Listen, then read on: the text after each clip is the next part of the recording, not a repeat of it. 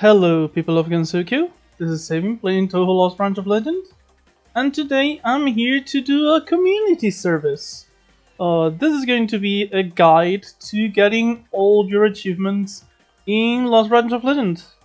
For reference, this is my achievement collection. I don't play much on this profile anymore, so the reason I don't have all the cards here is because some of them got changed recently and I haven't played in this profile. Pretty sure like I'm missing like True Selves. Yeah, the Thorns got changed. True Selves Awakening got changed. Oh, I do have True Selves. But yeah. But if we go to achievements, you can see I have 74 of 74. Full disclaimer, I did get all of these legitimately. However, for the video, in order to easily showcase some of the builds I've used, if I don't have games on the run history, which I have a few here where I've done some of the achievements, because I was actually farming the last few ones I was missing like last week. You can see here, for example, this is one for the money shower achievement, and the reason they're all like failures is because as soon as I got the achievement, I just quit the run. But yeah, if I don't have like a deck on my run history that I can use to show off, and I want to showcase it, I don't want to go through like the entire process again. So I'd rather just get the couple of cards from the mod and just show it off. So I will be using Takana's cheat mod for the showcase of some of the strategies. Now, with that said, first things first, there are quite a few general tips that you should follow. Most of these, just remember, unless the achievements say something specifically, you can do them on any character, and you can do them on any difficulty. Except Easy. Easy does not give achievements, if I remember correctly. I'm not 100% sure, actually. But, in fact, I think you need to do, like, an easy run at least once, so you can get one of Kaguya's treasures, but I don't remember 100%. We'll see now.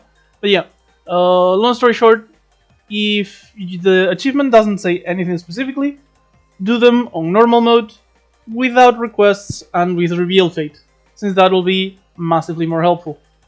Other than that, remember, Jade boxes disable achievements, except for the achievement that is playing around with the Jade box. For which, honestly, I just recommend you do like a secret treasure and just speedrun the run with like one of the Kaguya's treasures, because that is the easiest way to get that achievement. Okay. With that said, we end the intro done. One last thing. A lot of these are extremely easy if you're able to set up an infinite loop to do them. So yeah, if you're experienced with infinite loops, I will mention which ones can easily be done with them. However, I'll just be mentioning them.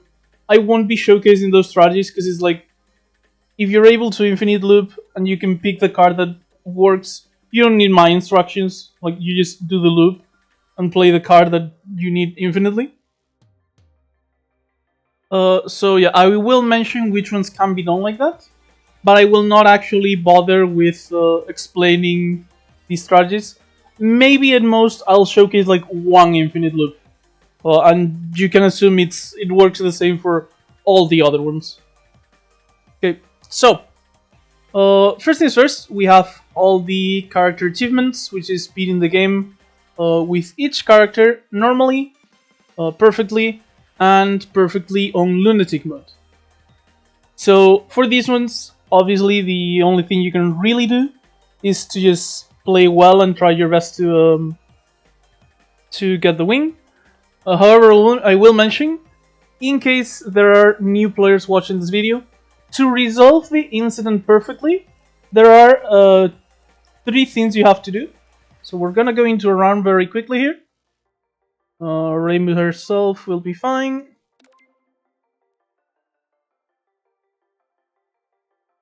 Yeah, as mentioned, there are like 3 things you have to do here. This doesn't matter. I'm gonna just speedrun through the early portions. In fact, I'm going to cut the video for a second and return when I'm on the first part. And we are back. Okay, so the idea is once you get to Act 1 final section right before you actually start, you have raise and supply here. So what you have to do is go into raise and supply. And if you want to face Seiya to resolve the incident perfectly, you always have to pick the high-tech glasses from the outside world. After this, there's gonna be a trade chain. Once you have this, when you get to Act 2 and find Rinosuke, who buys exhibits from you sometimes, he's going to ask you for the glasses after the exhibit trade. You don't actually have to sell him an exhibit. You can just say you don't want to.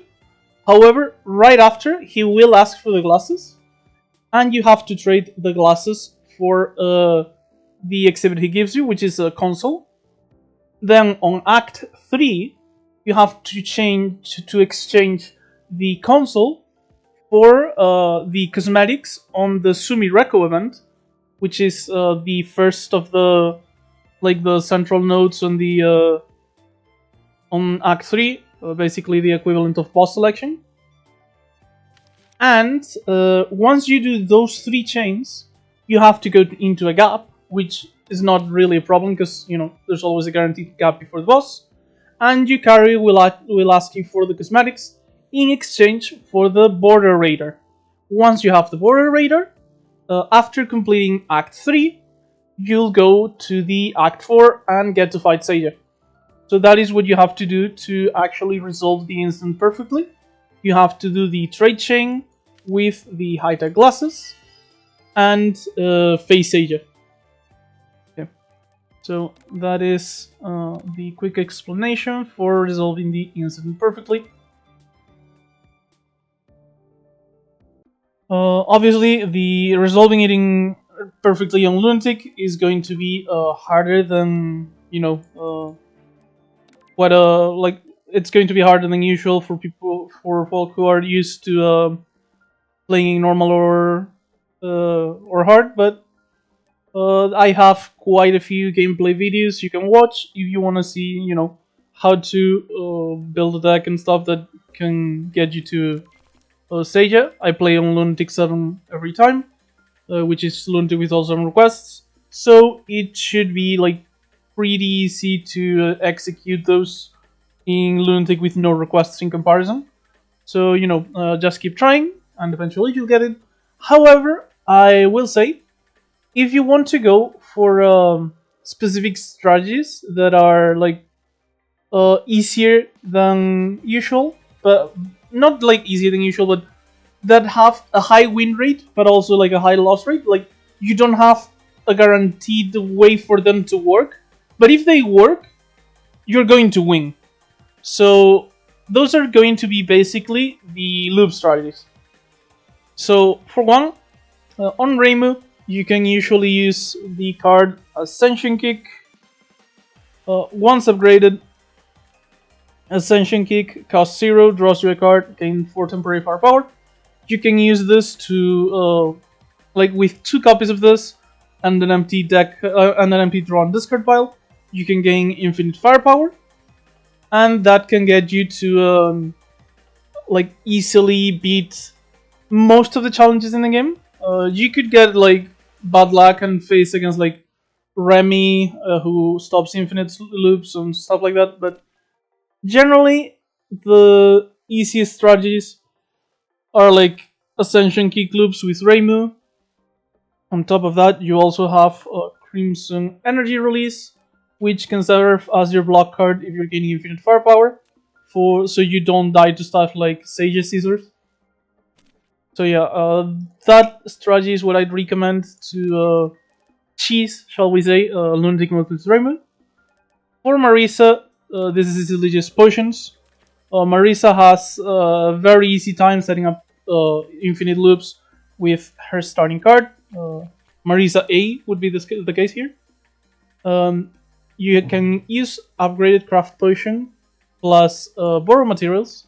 So upgraded craft potion is like you add a potion to your draw pile and you draw 2 cards. Ignore the W because you're gonna be playing it like a trillion times. The idea being this is basically 1 mana because the potion gives you back 1 of the mana. For 15 damage and you draw 2 cards. And it is a common and you start with 1 copy in your deck. And borrow materials is an uncommon that adds 1 Reimu to your hand for 0 mana. So the idea is if you have empty draw and deck pile, draw and discard pile, all of these are with an empty draw and discard pile, I'm just gonna say that. You can do borrow materials to get 2 mana for free with a rainbow. Go back to craft potion. Draw 2 cards, which is the other copy of craft potion plus the borrow materials. And basically each craft potion is gonna draw the materials and the other copy of craft potion on top of the unstable potion that it puts in the deck. And you get to do infinite damage and gain infinite mana.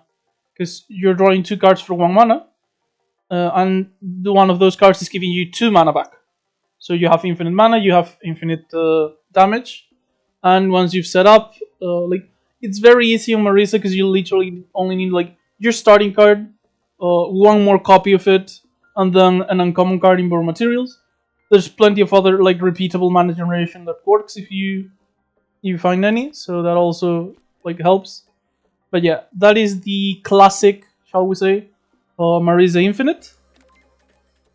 So yeah, these strategies are not 100% reliable, obviously, but they are the kind of strategies that when they work, they tend to make the game very easy. So it's probably if you're just going to try and high roll a win because you don't think you're a good enough player to actually beat Lunatic normally, those strategies are the ones that help cheesing the game without having to play at the highest level. For Sakuya, this is basically the same strategy I'm gonna recommend for this one, so I'll talk about it later. But it's going to be another loop strategy. It's knife loops, but yeah, I'll talk about it later. For Cirno, there's not quite an easy to set up loop like there is in many of the others. Generally, for Cirno, if I do something like that, it's gonna be with On Thing Ice upgraded. The idea being you play On Thing Ice, drawing another On Thing Ice, which has Replenish, and the Replenish is going to draw you the other card. However, draw order can screw you, so normally you need a backup draw card just in case sometimes. But yeah, this is basically 1 mana to get 1 mana back and draw 2 cards. So effectively, you're drawing 2 cards for no cost, which is an easy way to set up infinites. However, in my opinion, the easier way to do Cirno is just to play teammate piles. You go Cirno V, you play teammates, and honestly, she's extremely strong in without requests because she gets a lot of free upgrades. And generally, teammates have issues with not getting cards upgraded. But yeah, I think Cirno is one of the strongest characters, if not the strongest in the game too. So playing her normally is probably easier than trying to cheese with infinite loops, in my opinion. And worst case, if you really are desperate and you need something very easy to do and cheesy, you can go with Cirno, beat Act 1, get a red exhibit, so try to fight Reimu or Marisa if you can, and try to loop with Bring Overclock and Clumpis. You also need black mana for Clumpis though. But yeah, Bring Overclock is a very, very powerful card. 1 upgrade costs 0, even without upgrading costs red. But you gain 5 mana, you draw a card, it doesn't excel, so this is effectively infinite mana on a can if you can just play it constantly. Same for Clumpis, she costs 3 mana but she gives you 3 mana back. And her abilities are repeatable card draw or repeatable mana game, so yeah. If you're very, very desperate, I just go into like brain overclock loops. And finally, for Koishi, I think, in my opinion, the easiest one, though not like the most reliable, is like what is it? Flash of Inspiration loops.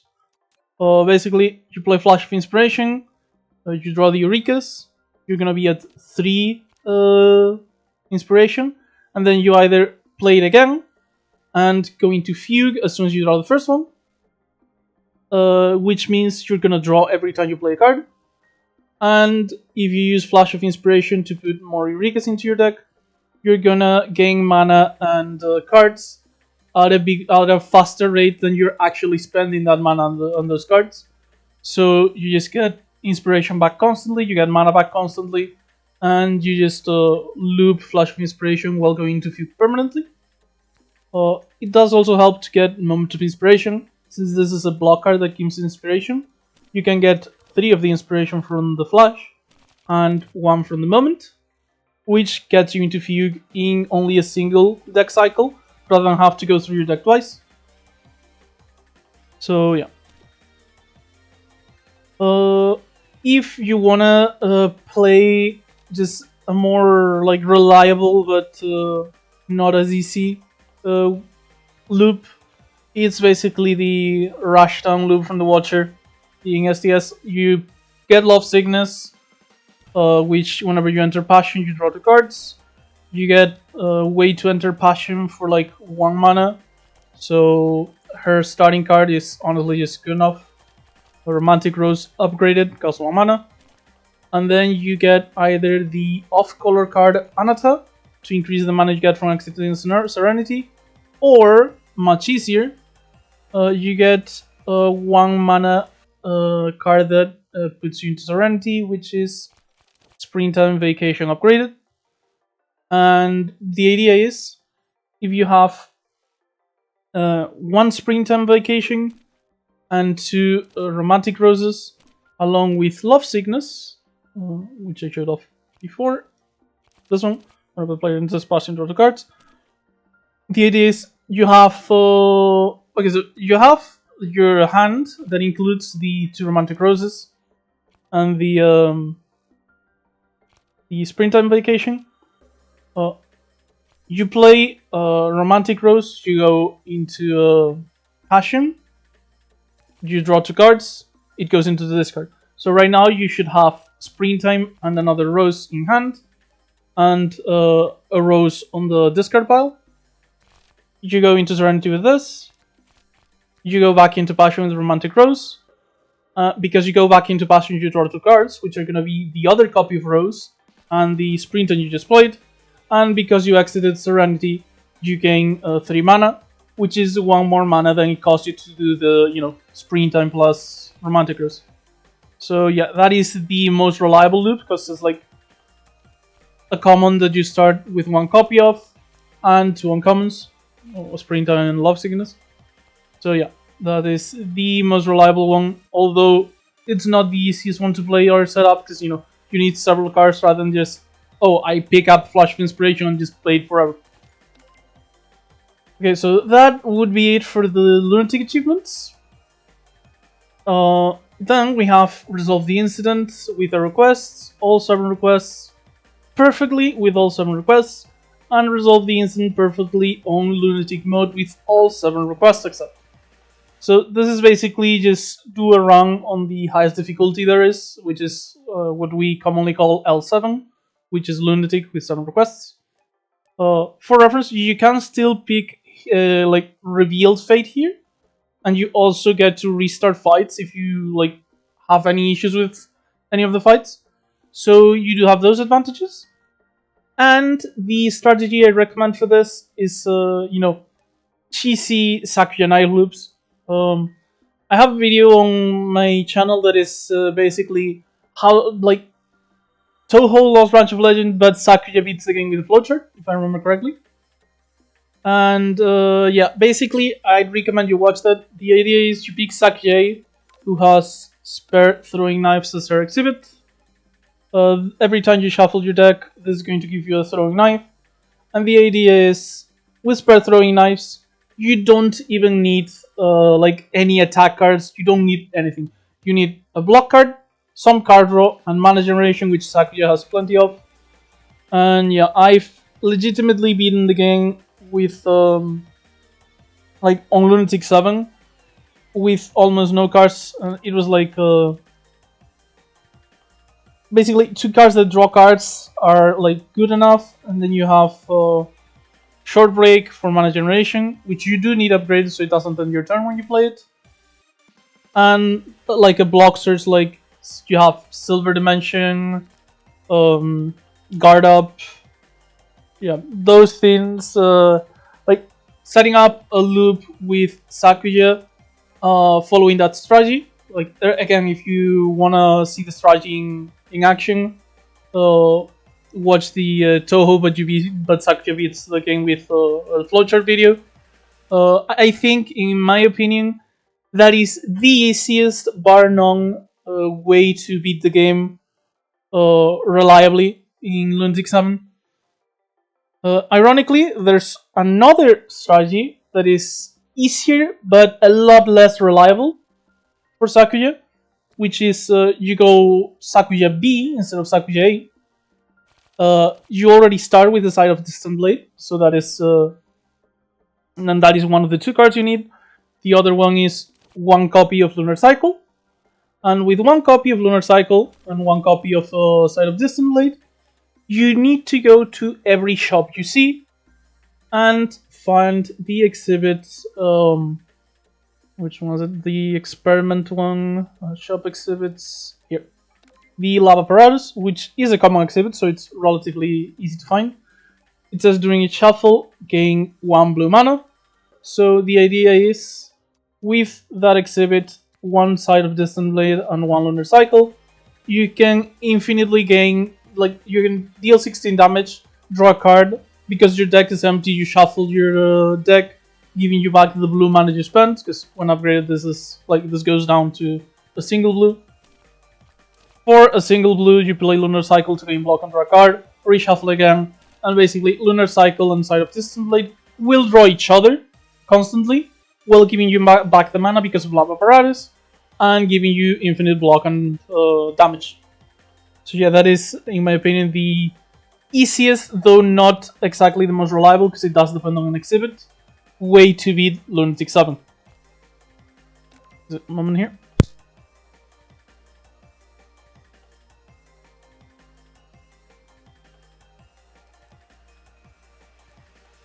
So, after that we have Ace Up the Sleeve, which is resolve the incident with the Jade Box modifier. As I mentioned before, the easiest Jade Box to do is just you go into a normal run, you pick Kakuji's Secret Treasure, and it even says in the note, like, please note this will result in a very easy run. This is like literally just the easiest way to do it. If you really want like to cheese the achievement, just have the easy run of your life. It's like Secret Treasure, full power. Hyper is not even needed because the Secret Treasure already lets you access the final act if you want. But yeah, it's like Secret Treasure, full power, and best collection too, so you can draft your deck. But you know, just any of these on its own, it's already going to give you like an extremely easy run. Now, after that we have all the boss achievements. Not really much to say. You're gonna get these from playing normally. However, I will mention Seiya is the boss for the Act 4, the one you get for like completing the game perfectly. Like the when it says resolve the incident perfectly on these, that's basically what it means. Go to Act 4 and defeat Seiya. So you do have to do the trade chain basically to get to her act to defeat her. However, every other boss can just be fought normally eventually. Like, just keep playing the game, eventually you'll find them. These 5 are the Act 1 bosses. Megumu, Yuyuko, and Tenshi are the Act 2 bosses.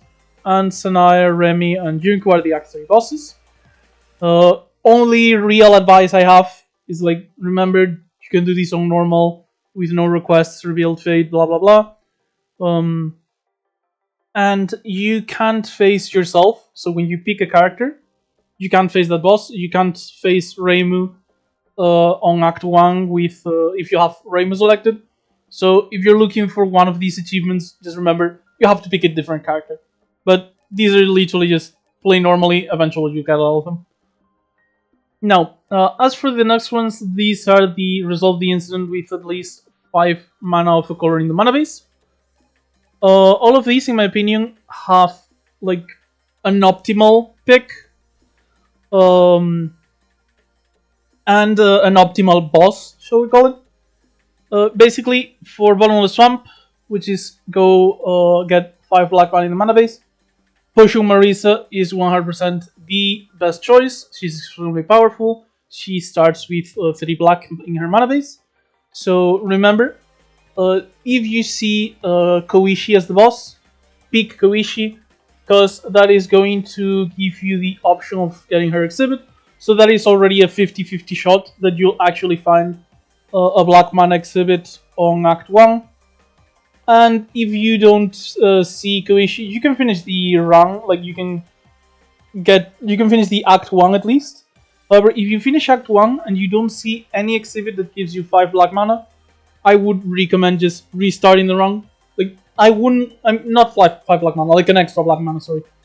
But yeah, if you can't get a Act 1 with at least 4 mana of the color that you're doing the run of, I just restart outright. And yeah, the strategies I'd use for each color is like Marisa A, so potions for black, because she's just really, really strong. And she actually has quite a few cards that, you know, have double black on her on the costs. So going full black isn't the worst thing ever compared to other characters. For red, ironically, also Marisa, but this would be Marisa B. Because, as you might know, Marisa B has her Hakuro as the exhibit. And when you spend red to play an attack, you can charge. So Marisa B already kind of likes going full red if she can. Like, one of the exhibits you'd want the most for Marisa B is actually Reimu's Jinjang Orb, because it's a very, very good exhibit.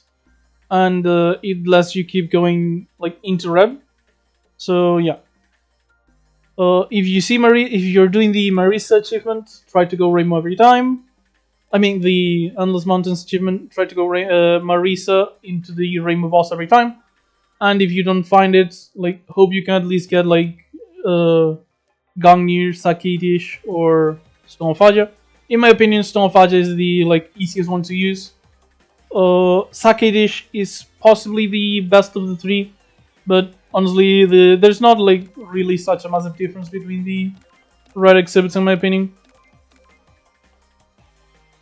So yeah, that would be it for the 5 red achievement. For 5 green, I kind of recommend teammate Cirno, though she's not like quite as easy as the other ones. Like, I think teammate Cirno is like really, really strong. So same as when I mentioned the beat lunatic with Cirno, I think she's just strong enough that you can play the game normally and eventually get it.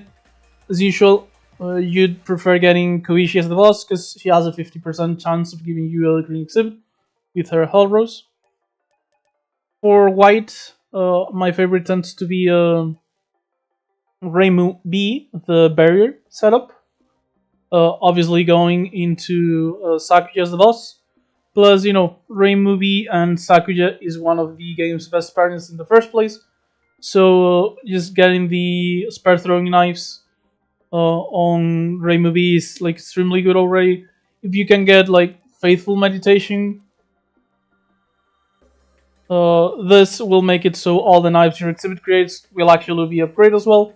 So yeah, for like 5 white mana in your mana base, I'd recommend getting Reimu, getting spare throwing knives from Sakuya, and just trying to do a Faithful Meditation build, because that is, in my opinion, the easiest way to do it. And then for islands not found in Gensokyo, you could, if you want, do like an extra turn Sakuya build, but I think the easiest one is like Cirno A, so you're going into cold. Ideally, you build into icicle dance, and I don't think it's in this profile. No, it's not in this profile. But basically, I had a run the other day that pretty much perfectly showcases the deck. Oh yeah, this is it. So I don't have like the full blue mana because I didn't really like go for it or anything. I just played normally. I wasn't going for the achievement. But this is the kind of deck that you want to build with when you're going full blue on Cirno. You get like Frozen Matrix, Icicle Dance. Whenever a blue card is played, the player gets to temporary firepower, and you basically build a nice deck focused around Icicle Dance, which often means focus around cold as well. You got cards like Diamond Breath, Tiny Glacier. I have one of my favorite combos here too. Like I saw News Fabrication early on, so I just picked it because I knew I would find Swift Cool eventually. And Swift Cool puts the 3 topmost blue cards from your draw pile into your hand. Often this is like, since it costs a lot of mana, you use this more for the barrier gain than the draw. However, you have News Fabrication, you get News Fab off of Swift Cool. You often get to discard some of the cards you drew and actually play the rest of them. So yeah, this is like pretty much the perfect example of like a full blue Cirno deck I'd use. So yeah. Now for the next achievements, we have the Crystal Query. Resolve the incident with 5 different colors of monochromatic mana in the mana base. So, in my opinion, the easiest character to use for this is just Cirno B, the teammate one, because I think Cirno B has the best off colors in the game. She's the character that improves the most from getting off colors. Specifically, since we're on it, let's show off the cards. So she's blue-green, so you would get access to these cards. In my opinion, like, more than half of these are just insane. Like, Mr. Late Rendezvous can win you games on its own. Luna is one of the best teammates in the game. Star is a very good teammate as well. Not quite on Luna's level, but still very good, as is Sunny. Like, these 3 off-color teammates are just really, really, really good. Bring Overclock, I mentioned earlier, is one of the most broken cards in the game as well.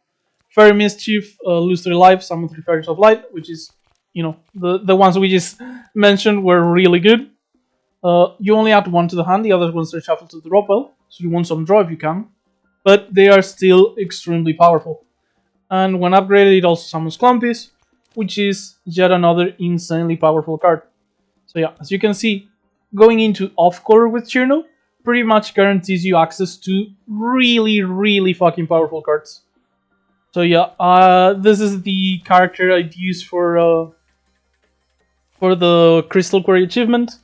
You go Cirno B.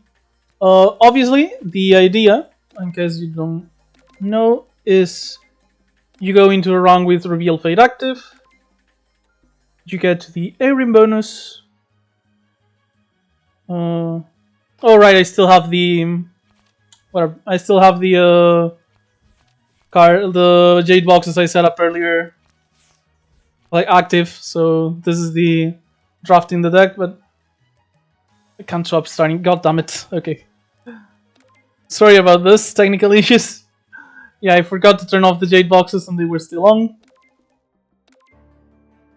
So let's actually do things properly now. So you pick Cirno B, you pick Reveal Fate, no Jade boxes. You play on like normal with no requests. And the idea is you check, lose a starting exhibit and gain a random shiny exhibit. If this is an off color, you take the swap. That way you already start with 3 colors in your mana base, and it's a lot easier to actually get the 5 colors.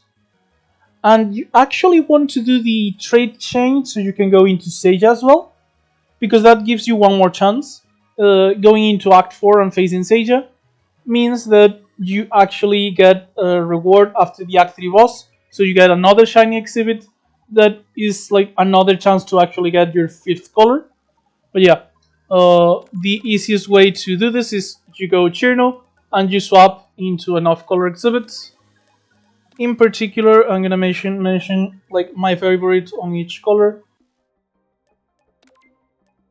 So if you wanted to do a crystal query with Cirno V, like I mentioned, my favorites are like Stone of Aya for red. In fact, one of my first videos was over-explained Cirno V run where I boss swapped into Stone of Aya. Then, where is it? Here, Telescope. Don't ignore Telescope. You don't swap into blue because you already have that color. Here, Bottle Soul for black. You won't be able to use your spell card, which is a shame. But starting with Bottle Soul on 1/1 just gives you like an inhuman amount of free money for like the entire act. So, like the entire round. So I think this would be the best option for black. And then if you want to go white, I take honestly for Cirno specifically, either 3 of these work. Beautiful Blade is going to be best early on, while Old Style Miko Costume is probably going to be best at the late game when you have actually upgraded a bunch of your cards. And while Great Tengu's Barley Rice is like worse than the other 2 in my opinion, for Cirno V specifically, gaining 20 power after each combat means you can actually use your spell card very, very often. And if you remember, Cirno's spell card gives you more and more mana every time you activate it. So being able to use it constantly actually means your spell card is going to give you a ridiculous amount of mana in the late game. So yeah, for white, any of them really just works. After that, we've got the character-specific achievements. So, these are the Reimu ones. First off, Bloodstained Yin-Yang Orb. Defeat an enemy by inflicting 100 or more damage with Yin-Yang Orbs. There's actually a small secret here that makes this extremely easy. And that is that Hakurai's Evilest Orb counts as a Yin-Yang Orb card. As you can see here, they added the specifier like decently recently. This is a Yin-Yang Orb card, so the idea is you just play Reimu until you find Hakurai's Evilest Orbs. You scale it up by drawing a lot of cards, and eventually you kill an enemy that has 100 or more HP with Hakurai's Evilest Orbs, and that's it. Very easy. You don't actually need to play orbs or anything else. You just pick Hakurai's Evilest Orbs and you beat the game with it. Then we have a Great Hakurai Barrier, have 1000 points of barrier. This is obviously one of the very like cheesable ones. You go infinite with a card that gives you barrier. That is it. Not gonna showcase it as I mentioned. If you know how to go infinite, you just play a barrier card over and over and that's it. The other actual option to like an actual deck to set this up is, in my opinion, you would like 3 cards specifically. That is Great Hakurai Barrier. For the rest of this combat, the player's block is converted into barrier. This is what allows you to just block forever with normal block cards, without having to just play a barrier card forever. And then I recommend, this is just my recommendation, you don't actually have to play this, but I think this is the easiest combo, basically. I know it's 2 rares, but sometimes it's, hard to find reliable builds without using rares. But yeah, my recommendation is you get Great Hakurai Barrier, you get Immortal Flame, and you get Crimson Energy Release. And the idea is, with the other 2 abilities set up, you can just play Crimson Energy Release over and over to gain more and more block and barrier each turn, and the block is going to be converted into barrier. Regardless, the only one you actually need is the Great Hakurai Barrier. With this, if you find a combat you can stall forever in, like, let's say you get Great Hakurai Barrier, as a bonus rare from a ring, like as a starting choice. You see it with Revealed Fate. You can literally just go into the 3 Kadama fight, or the what do you call it, or the orb fight, like the blue Jinjang orb and red Jinjang orb. Kill everything except one enemy that doesn't scale, so that would be one of the top or middle, like either the top or middle Kadama on 3 Kadamas, or the blue orb on the red and blue Jinjang orb fight, because it only scales defenses. And you just play Great Hakurai Barrier, and just game block forever. You keep defending. The enemy is never really going to outpace your block, so eventually you are going to get it. It's a lot more tedious than doing the combo I mentioned, but it's also like completely free. You just go into a combat that doesn't scale, and you block forever.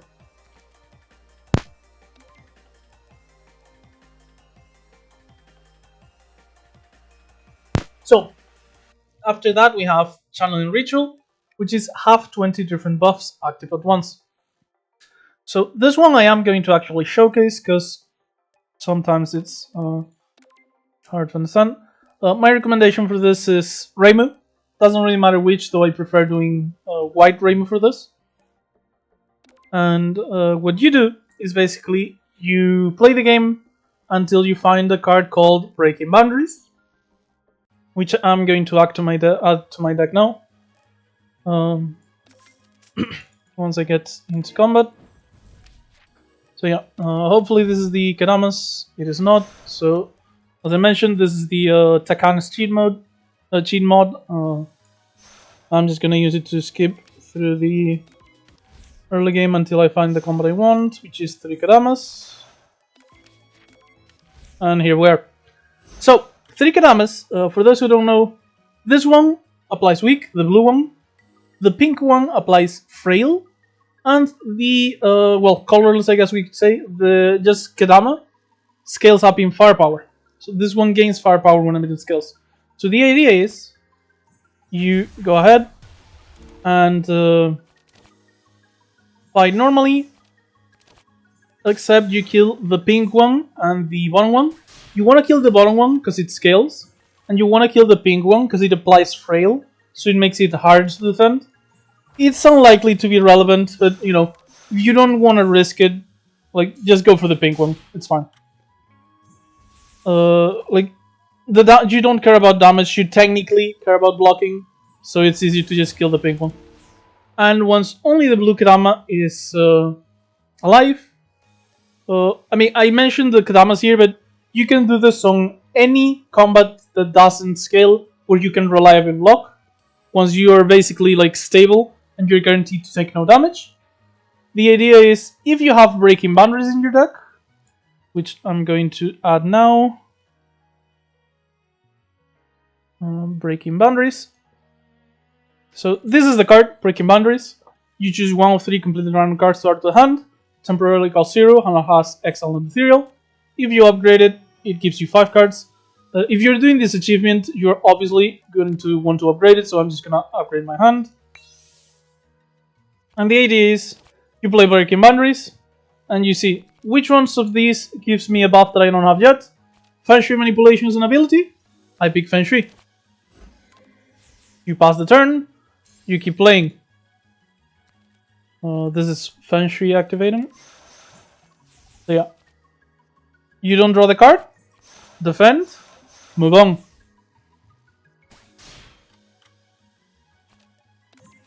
You draw the card, you play it. Which of these is a buff? Actually, not really any of them. Not that matters. So, you know, you pick something that doesn't deal damage, because you don't want to kill the enemy. You want to just stall forever. So yeah, you pick a card, you play it, and the idea is you basically just do this forever. Gonna simplify. If you have a card that exiles one of your cards, let's say you have Cleansing Ritual, I think it is. If I look for Ritual, yeah, Cleansing Ritual. Let's say you have Cleansing Ritual. You can use it, exile one of your cards, pass the turn.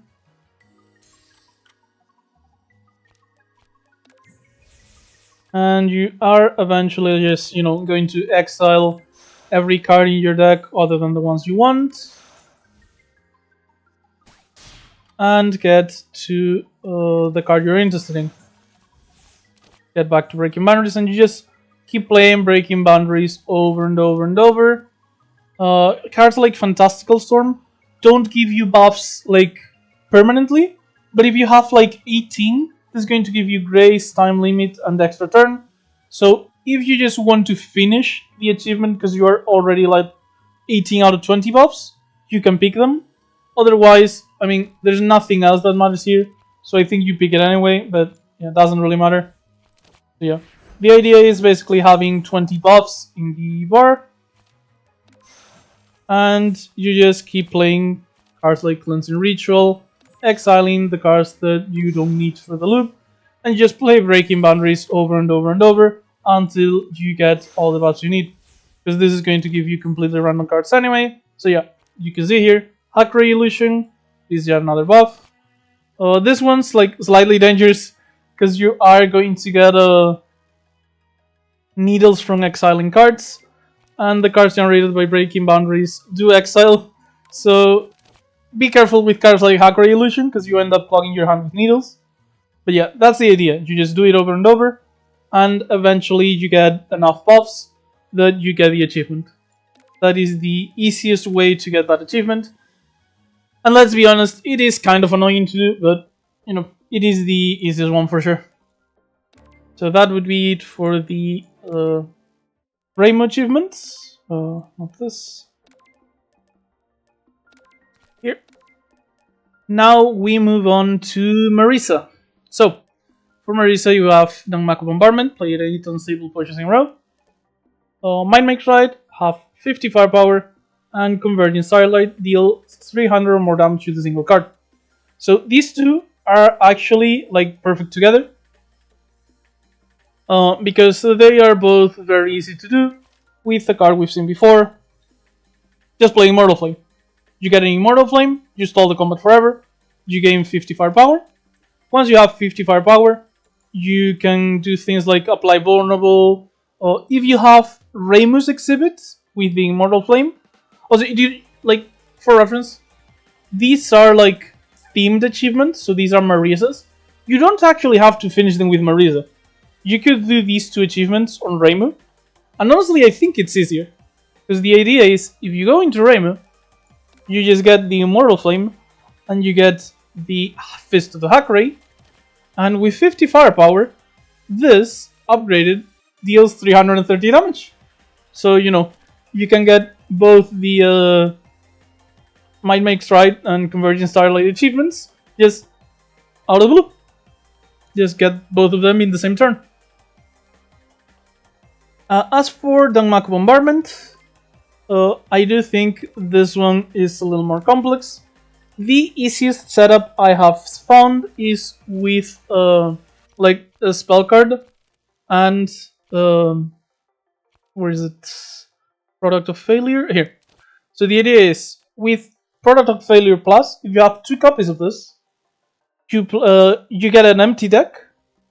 You play 2 Products of Failure. You are going to need 4 black mana for this.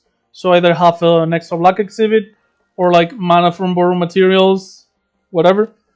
You can even just use the Occult token that Marisa's Shiny Exhibit gives. Dark Rimmer adds an Occult to your hand at the start of each combat. So the idea is you play 2 of those, you use Marisa a spell card which deals 32 damage and shuffles 2 potions into your deck, and then you have 8 potions into your deck. Like, you have 8 potions in your deck. Then you play the Astrology token that Marisa gets for free. Okay, it's not here, but Marisa's starting deck comes with an Astrology token. So you save it up, you put the 8 potions into an empty drop pile. Like if your drop pile, you do this when your drop pile is empty. That way you shuffle 3 plus 3 potions with the Products of Failure. You use your spell card, and you use Astrology to draw all 8 of them.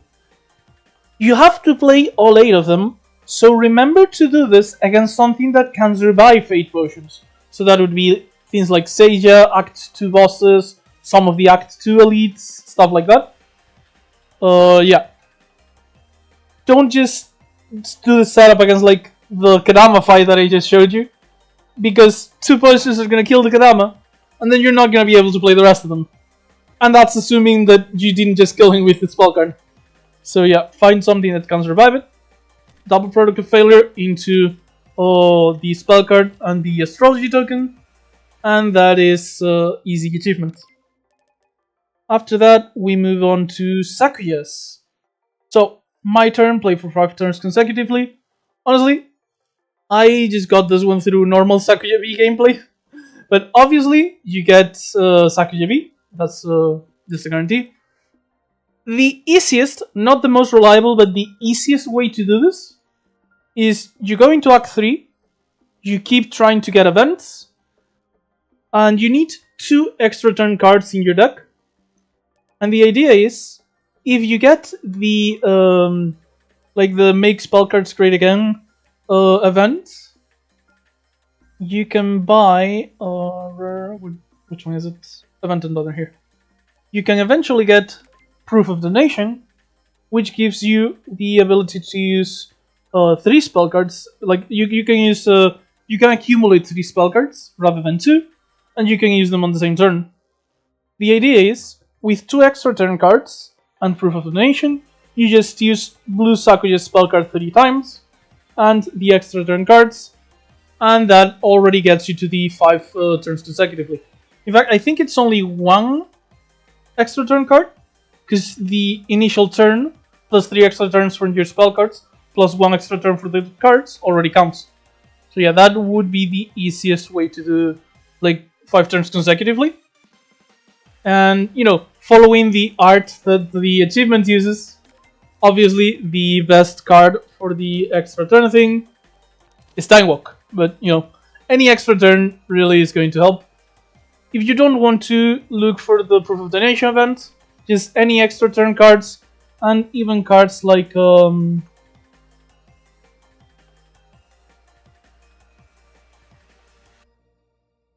what was it from Excel?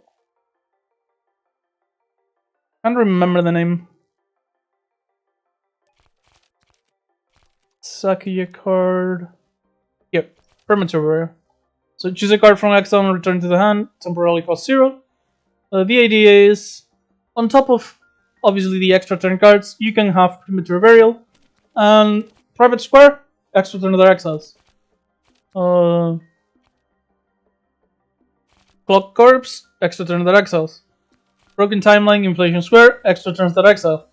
All of the extra turn cards, other than like one that's an ability, if I remember correctly, excel themselves. So it's very easy to just take Premature Burial, recover one of the extra turns from exile, and play it again. And that's it. Doesn't work with Time Walk, because only the first time you play each combat is going to work. But it works with every other turn. You return it from exile, you play it again. That's it. Now, after that, we have the Time Pulse one, Dangerous Illusionist. There are 2 things you can do to get this one. However, one is not super reliable. Obviously, you can just try to do Jack the Ludovile. You stack enough of these, you gain a lot of time pulls every turn. You end up getting enough to activate to get to 100. But most things are going to die before that happens. So what you actually want to do is go into green, get Excel recursion on cards that copy other cards, and you wanna get to a decent amount of time pulls, and then play as many copies of Quicken Time as you can get. This doubles the current time pulls. When upgraded, only costs 1. So the idea is, like, if you go into green with Sakuya, you can try to find Quicken Time and find something like blue rare skill. I don't remember the name again. Here, Lost in Paradise. You copy Quicken Time with this. You have your original copy and the 2 copies from Lost in Paradise. That is doubling it 3 times. So 25 time pulls is already good enough. Because you have 25 times 2 is 50, times 2 is 100, times 2 is 200. that is good enough. Obviously, you also have, you know, the usual haha go infinite option, in which case you want the card that gives you time pulse but doesn't kill the enemy, like because it doesn't do damage, which is time domination. This is purely just gain time pulse. So if you go infinite with this, you get the you get as much time pulse as you want. And then, oh right, and we have unlimited knife warps, which I skipped over for some reason. Easiest way to do activate and throwing knives in a single turn. So first, the most reliable is just play like. Honestly, you should easily get it if you do the Sakuya knife loop strat that I recommended for marrying the princess. But if you just want an easy way to do it, there's actually like a 3-card combo that guarantees it 100%, which is Starry Sword Dance. You get 2 of these, so you can get 2 extra knives every turn. And then you get your next. And you upgrade it. This gives you an extra turn, and during that extra turn you add 8 throwing knives to the hand instead of drawing cards.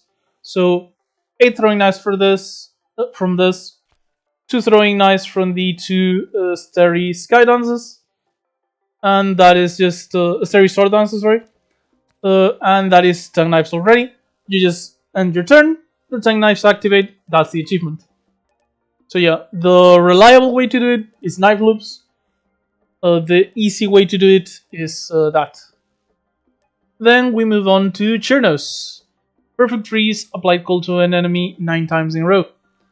So the easiest way to do this one, in my opinion, is Fantasia build. So the idea is you get Evercool Seasonal Fantasia. And this makes it so whenever you activate a teammate, you apply cold to an enemy. And whenever you apply cold to an enemy, your teammates in hand gain 1 immunity. The idea is you get Fantasia plus as many copies of Letty Winter embodied as you can.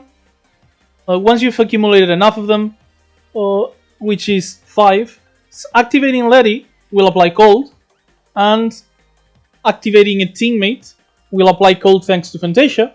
So each Letty is actually 2 activations of cold. So you just activate 5 of these. You get 10 procs of cold. That's the achievement. Obviously, each Letty can be substituted by like 2 other sources of cold. Another card that could help is the green Cirno ability that gives you card draw on teammate activations, because this lets you just use teammates rather than Letty, which are going to draw you cards, and you're gonna get free activations.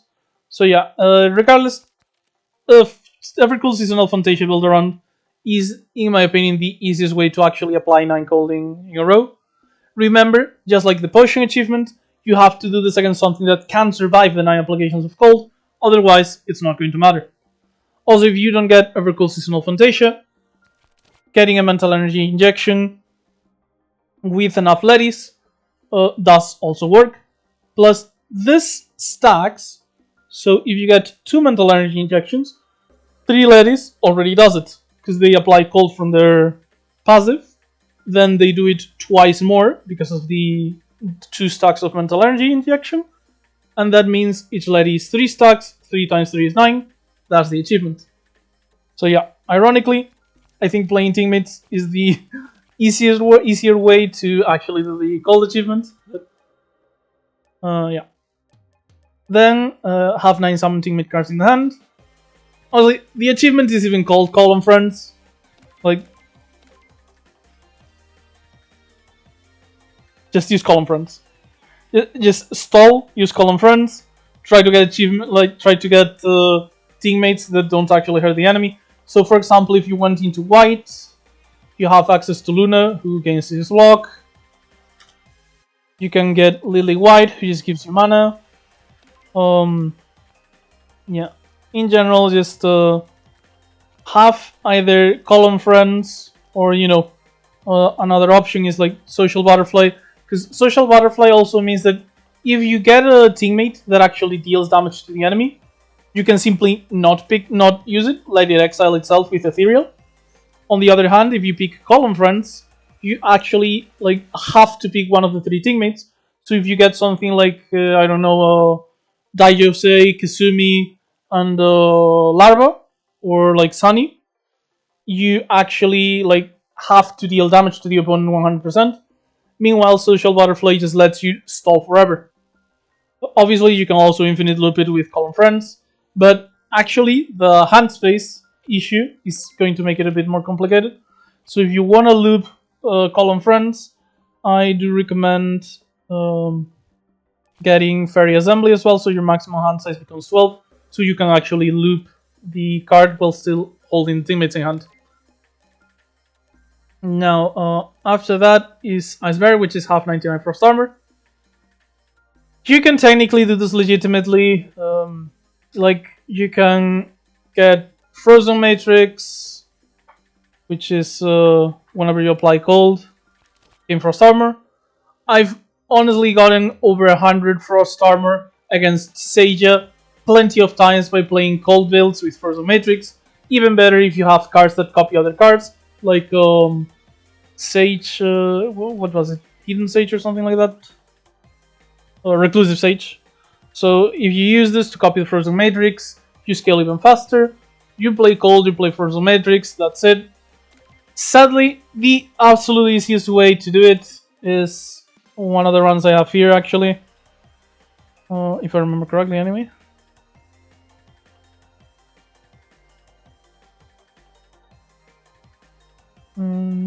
Is it this one? Okay, yeah, it's this one. Basically, I did several achievements in this one, but one of the first ones I did was go into the Jinjang Orb fight. Not the Jinjang. Yeah, it was the Jinjang Orb because I had yeah, but when I did the Jinjang Orb combat, I still had the Cirno starting card to apply cold when I defended, so I could affect the blue Jinjang Orb's life points directly, ignoring that it had 300 barrier, so it wasn't stuck there. The idea is you play Frost Refraction over and over. You can either stall on combats that don't attack you a lot, because Frost Armor does go down when you get attacked, but you just get Frost Refraction upgraded, you play it over and over, that is it. Just get extra card draw if you can, and upgrade it, because that's 3 to 5. And you just keep playing Frost Refraction over and over until you accumulate enough Frost Armor, either by looping it infinitely, or by getting... or by stalling, sorry. I blanked. But yeah, or by stalling. Yeah, that's honestly about it. That's the easiest way to get that achievement. Then after that, we go to Koishi's. So, temperamental, change mental states 7 times in 1 turn.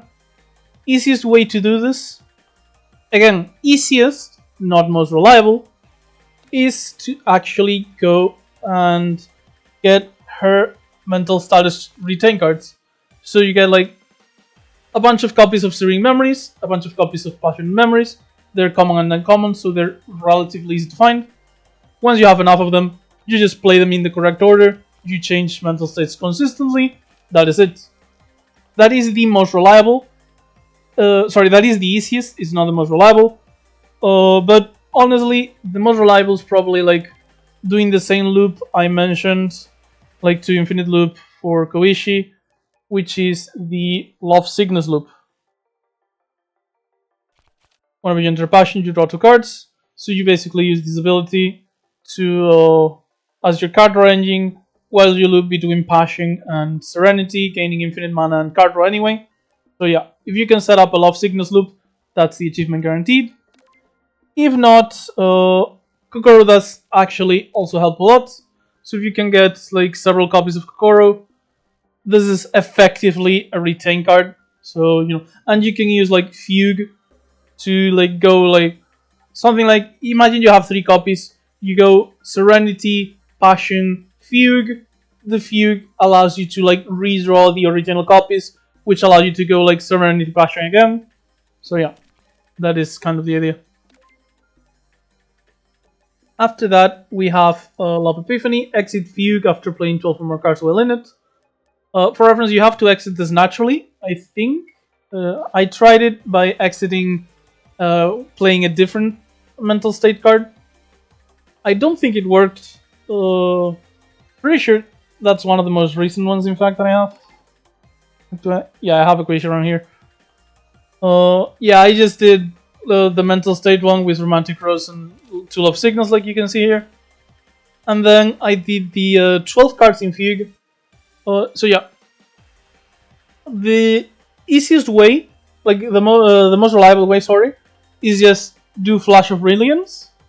Flash of Inspiration, the one that adds 3 Eureka's to your deck, and you just do a Fugue loop. However, the easiest, though not the 100% reliable way, is you get one way to go into Fugue, doesn't matter what it is. I have 2 here, I have Kokoro, and I have Sleeping Consciousness, and you just get 2 copies of Mental Reset, upgraded, ideally. The idea is, you go into Fugue, you have 5 uses, you play 2 Mental Resets, that is 4 extra uses per Mental Reset, so a total of 13 cards. And then you just play 13 cards, and the achievement does itself. Because this is like the latest version of Mental Reset. In Fugue, you gain 4 Fugue card uses, and XL Mental Reset. So yeah. Plus they have retain, even so. You can literally retain these until you draw your Fugue card, and you go into Fugue, do Mental Resets, and that's it. Remember, if you're going to do this, the Fugue into Mental Reset, try to have cards that don't change your mental state. Because if you do Romantic Rose while you're in Fugue, for example, you're going to leave Fugue and enter Passion. So yeah, you want cards like Claustrophobia, like your normal shoots, anything that doesn't change your mental state. Okay? Not wrong history. Collection. And finally we have the 10 follow-ups in one turn. Classic, this one can be infinited. Just do an infinite against Seiya where you just play Erkis, throwing out any follow-up when she's at the damage cup. Do it 10 times, that is it. The actual way to do it normally would be Cute Color. Terrifyingly Cute Call. Whenever you perform an attack, whenever an attack is played, perform a follow-up attack. If there are no follow-up cards in the draw pile, Reimu will be used as a follow-up. The idea is, you play a Terrifyingly Cute Call. If you can play several copies, every copy of this you play is going to like halve the amount of cards you have to play. But the idea is you play this into cards that have follow-up. Ideally, Erkis is the easiest one, because it is an attack and it performs a follow-up. So let's say you have no follow-up cards in your deck, but you have played Terrifyingly Cute Call. Erkis is going to do a Ring because it's an attack. Then it's going to perform a follow-up attack. And because there's no follow-ups in your deck, it's also going to do a Ring. So one card is going to be 2 follow-up attacks. So yeah, the easiest way is just Erkis plus Terrifyingly Cute Call. And you just accumulate as many attacks as you can. You drop them all at once on an enemy that can survive them. You have the achievement. Just quick reminder. Cute Call is a red off-color card. So you do have to go into red with Koishi to get it. But that is by far the easiest way if you don't want to just set up an infinite loop. And that is actually it for the character achievements. Then we have the elite. Yeah, those are the elite achievements. Defeat Ayesha Meimaru before she has her turn. If there's, in my opinion, 2 ways to do this easily. Obviously, you go into normal run, but you want to do either Reimu A or Marisa A, in my opinion. This is because these 2 have the highest damage from spell cards. And, well, technically, you can also go into like Sakuya V if you want. And just, if you accumulate enough spell cards and you face her like the third part of Act 1, you can just use 2 of these spell cards just so she doesn't have her turn. But in my opinion, the easiest way is just use Fantasy Seal to remove her grace, and then you use like any source of temporary firepower plus a multi-hit card to finish her off. Plus the temporary firepower also has Fantasy Seal, so that is a pretty easy way. Honestly, every character has a way to do it actually. Marisa has potions. This is like 62 accurate damage if you can actually draw the potions. So, you know, with a setup for potions, you do this, you draw your potions, and then you just have to deal like 30 damage. Sakuya has her the world. You can also like do this like if you're playing on normals, like Aya only has 1 grace, so you killing it all for 32 damage and the 2 throwing knives, which is 12 more damage. If you have enough damage in hand, you can kill her anyway. Cirno, for once, not the teammate version, the cold version. 18 damage plus cold. If you have like a spell card, the Islands, and the card called Tiny Glacier. If you have just those 2 cards plus your spell card, the spell card plus Islands gets rid of the grace and deals like around 40 damage, and then Tiny Glacier is like 30 damage base because it's 12 plus cold when the enemy is already cold, which is 18 damage, and it gives you a nice bullet that deals 2 plus 18 again. So this is like 50 total damage of the Tiny Glacier. You get like 40 from the Spellcard plus Islands. Like, just upgrade the Islands, I guess, and that's basically a guaranteed kill if you get just those 2 cards. And for Koishi, you can just like either go into Passion and do Heart Concerto with upgraded Instinctive Love. This is accurate and it deals 25 damage. So if you have a Passion card turn 1, literally just, well, assuming you've removed the Overflowing Lobs for reference, you can literally just go into Passion, do the spell card. This is 50 damage. This is 48 damage because it's doubled as well from Passion. 1 HP left on Maya. Do what, like, literally play any card that deals damage and that's it. Or you can go more into Passion more reliably with this, but the damage is less reliable. Still, if you go into Passion, this is like 50 damage plus 10 damage from the Blossoming of Life. So, you know, whatever. So yeah, every character has a setup. Personally, I think Reimu's is the easiest one, but as you can see, all of them have a chance to do it. For reference, if you are looking to face Aya, she can't appear in 1-1. Like, she can't be the elite on the first elite node of the map. However, if you don't fight the 1-1 elite, you might not actually get Aya, because you could get Ring on 1-2 and 3 Fairies on 1-3. So if you want to guarantee that Aya is the elite you fight, like Aya is the elite you fight eventually, you have to do triple elite on Act 1. Just as a reminder. For Yomu, defeat Yomu without getting hit by her Rokankan. Either you do like a turn 1 burst skill, like setup. Oh, before I forget, actually, one of Marisa's easiest ways to do this too is like for Marisa and Koishi. On top of the Passion, you do have Ageless Dream, which if you upgrade it is innate, so you can get vulnerable turn 1. That is a lot of extra damage. So yeah, if you want to defeat Aya turn 1, this actually helps a lot. Okay, so now I actually finished. So yeah, Yomu, to defeat her without getting hit by Rokankan, there's like 2 options. You either have a strong enough turn 1 setup to kill her, or you play Grace cards. Rokankan activates when dealing attack damage, which means if you Grace her attacks, she's not actually going to get you. The easiest, like, pick any of these. and fighter basically is the idea. But in my opinion, the most reliable is probably like Rocket Broom. When upgraded, like it's already a pretty good card on its own. When upgraded, it's 2 mana for 2 grace and 3 charge, so it allows you to burst down Jomu pretty fast. You do have to have a decently quick deck, cause remember, the spell card is accurate, so you can't actually dodge it.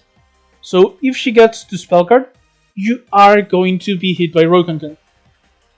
But yeah, in my opinion, the easiest setup is like you play Potion Marisa, you gain a bunch of Rocket Brooms, you save 2 spell cards, because if you can do it on 1 turn, at least you have like 2 turns to use both spell cards, and you just blow all your damage on Jomu as fast as you can while playing all your grace cards. Otherwise, you're just gonna have to kill her turn 1, I guess.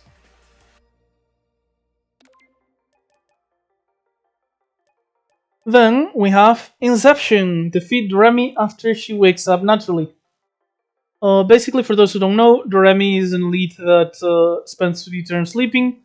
And I don't know the normal or hard numbers, but on Lunatic, she has 50 barrier turns 1 and 2, 100 barrier turn 3, and then on turn 4 she wakes up.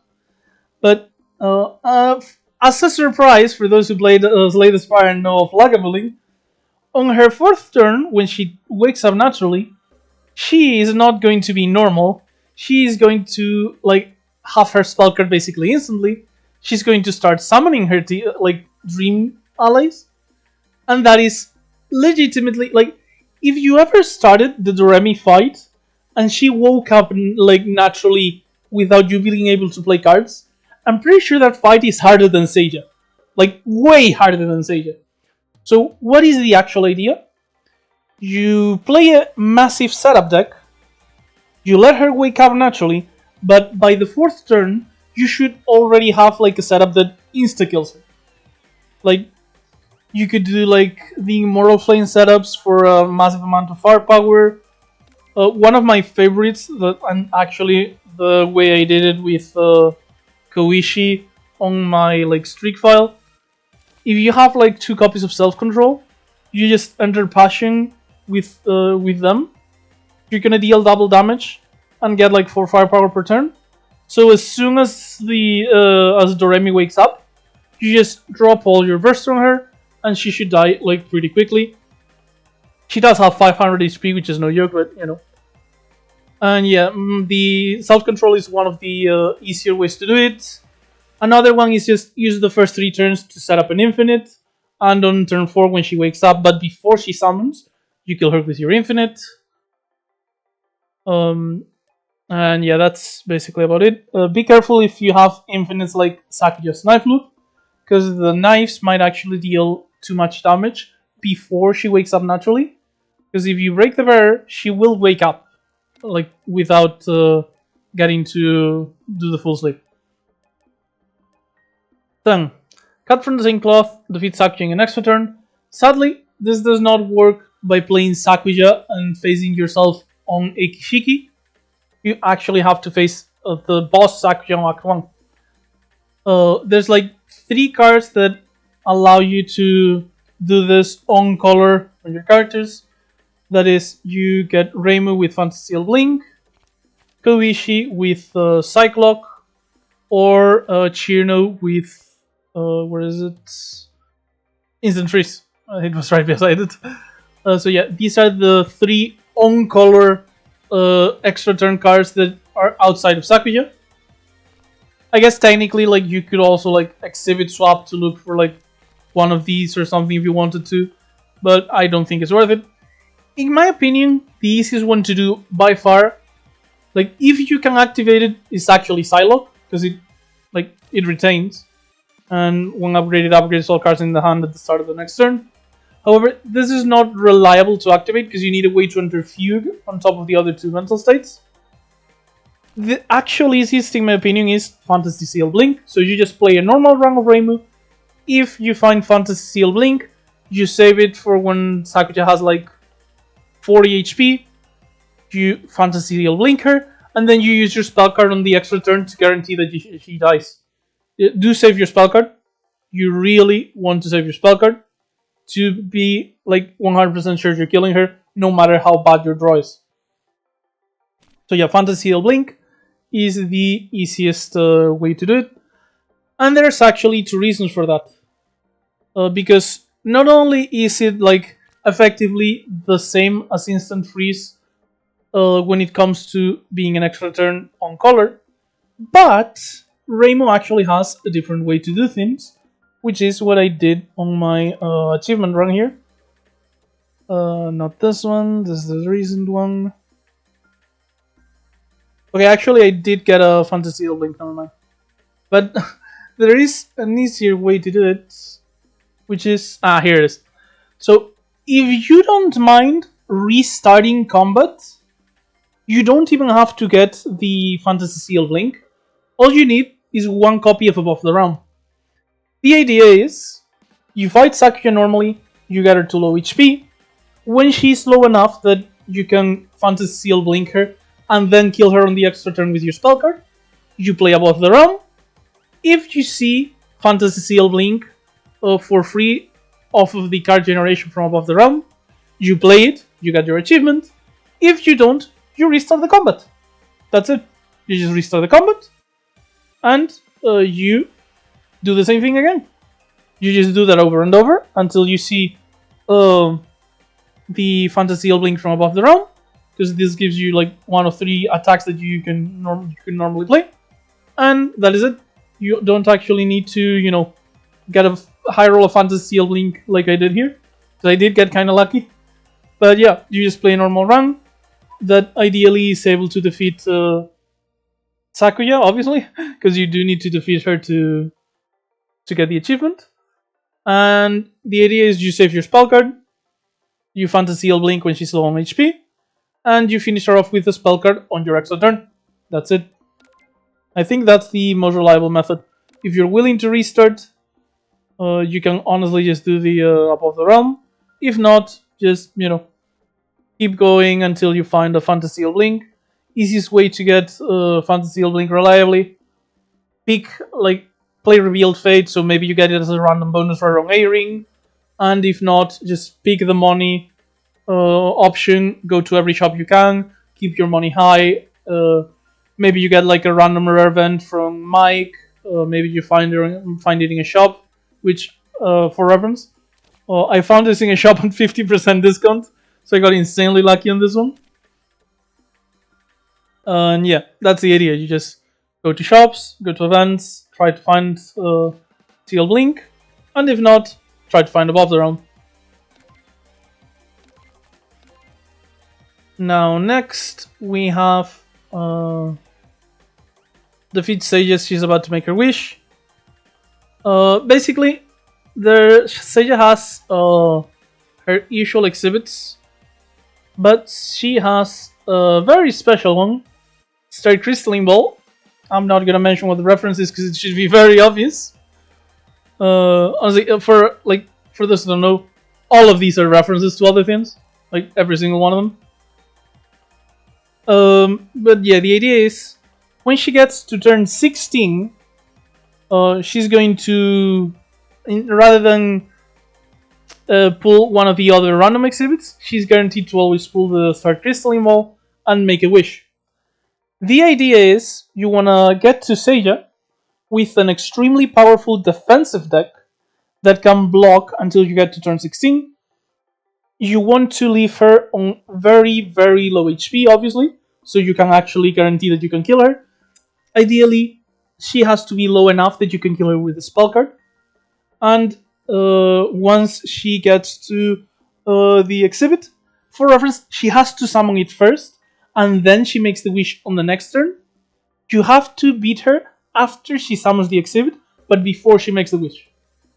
And the idea is, once you do that, you get the achievement. And yeah, you have, the hard part is actually surviving until then. Because if she does stuff like, I don't know, Gem-Crusted Gloves, and deletes all the important cards in your deck, or pulls out Winged Key, which is, you know, a lot of damage, it can be pretty hard. The build setup that I recommend for this was like Because I've done it a couple times with like Frozen Matrix and Cold on Cirno. But I had a setup in mind. Oh yeah, I remember. I'm 99% sure it was this. It is, once again, Koishi Self-Control. You get as many copies of this as you can. You go into Serenity. You just get as much block as possible. And you can even go into Passion on the turns where she's summoning an exhibit to gain extra firepower to guarantee that you can actually kill her on the Dragon Ball turn. But, you know, the idea is you just have to stall long enough, because that's the hard part. Stalling until she actually pulls out the Dragon Ball. And then you finish her off, you know, when she's almost like dead already. Then, Frugality, resolve the incident without spending any money at a shop. Honestly, just normal run, but you avoid shops. Since you can't use shops, you are not going to have a lot of removals. So generally you want to play pile decks with plenty of ability cards and stuff like that. One of the most reliable ways is probably like play Marisa. Ideally A, I think, though B isn't bad either. Because Marisa does have a card that rewards you for having a high number of cards. And if you can't go to shops, you're going to be very low on removal. So you want to improve your deck by actually drafting good, powerful cards, and a lot of them, ideally. So yeah, game block equal to the number of cards in the draw pile. If it's upgraded, it's game barrier. So this is actually a pretty good reward for having a massive deck. And one of the most important things to like beat the game with a big deck is also like have a lot of card draw, because since you can't be consistent by simply having only good cards in the deck, you have to increase your consistency by drawing a lot of cards. Then last turn, win combat with 1 life remaining. Honestly, this is like you just have to set it up on like any combat. Easiest way to do it is probably like you go to the Kadama fight, you stall it, taking like 3 damage, and just use your block to mitigate damage in a way that allows you to survive with 1 HP specifically, and then you just kill the Kadama. It's any it's any combat, so it's not particularly hard to set it up on like Kadama fight, Crow fight, stuff like that. The easy combats. The Infinite played 30 cards in a single turn. I mean, the name says it, just build an Infinite. Easiest way is probably like find something that can survive enough potions and do the craft potion Infinite for Marisa, which is like, craft potion, borrow materials, craft potion, upgraded, draws 4 materials and another copy of craft potion. And this is like 2 card plays already because you play both the card and the rainbow. And, go Infinite, and as long as something survives enough potions, you'll play 30 cards in a turn. Easy peasy. Game 30 mana in a single turn. There's the easy way and the reliable way. Although honestly, the reliable way is also very easy. The easiest of them all, like this achievement, I'd be surprised if you don't ever get this like just playing normally, because you just play a deck with Tail of the Bamboo Cutter, and eventually you'll just get the mana from it. But if you're not happy with having to look for a rare card, that's very easy. You just go into run, pick Green Koishi. Has to be Green Koishi specifically. Whatever, doesn't matter. Take whatever. Pick the peel that gives you spell card. That is going to be relevant. And once you go into a combat, because we have crows here, I'd rather not do crows. The usual best, like the best target is usually is like on the 3 Kadamas. So yeah, you get to the 3 Kadamas. You turn 1, use your spell card on the bottom one. If you can kill this one, kill this one. And that's it, you've got the achievement. You just literally block forever. Do nothing else, just keep blocking, keep blocking, keep blocking. Eventually, Blossomy of Life is going to get to 30 mana. You just have to like wait 30 turns. And once you have, 30, like once this says deal God knows how much damage and gain like 30 green, you just play it. Because you don't gain the mana if you finish the combat with it. So do keep 2 Kedamas alive. No, that is actually one of the reasons I wanted to do this, to test it. So yeah, you keep 2 Kedamas alive. So that's going to be the one that applies weak and the one that applies frail. Because if you do it on the one that scales firepower, you might actually die eventually. But yeah, that's it. You just pick Koishi, go into a fight you can stall, and that has multiple enemies. And you kill after 30 turns, you just kill one of them with a token, and the other one is going to survive, allowing you to get the mana from the token. That is the easiest, most reliable way, but honestly, that is an achievement you probably just get playing normally if you ever draft Tale of the Bamboo Cutter. Then we have defeat a boss in the first round of combat. Honestly, this is either like set up a turn 1 infinite or just have a ridiculous turn 1 setup. One of the times I did this was like an all-out setup. While burst, GDL, triple damage. If you have like a lot of card draw, all-out, and you get like the Koishi exhibit, since you're gonna have access to vulnerable as well. You have access to Ageless Dream, so you can get like guaranteed turn 1 vulnerable. And you can also like, if you have both Marisa and Koishi cards, because you have like Marisa with Koishi exhibit, on top of doing all out, you can go into Passion. That is a ×4 multiplier in damage, which is going to be ×6 if the enemy is vulnerable. And that is like a way to like just dump your spell card after and brutalize whichever enemy it is. But yeah, this one's basically just get lucky on very powerful runs. One of the easiest ways to do, for reference, like if you get the swap your like lose all your money, get a rare starting exhibit, and you get the Jeweled Pagoda of Isha Mountain. I think this is one of the strongest ways to do it, because if you activate it on the 3 gaps that you can get, like you can get 4 gaps before the Act 1 boss.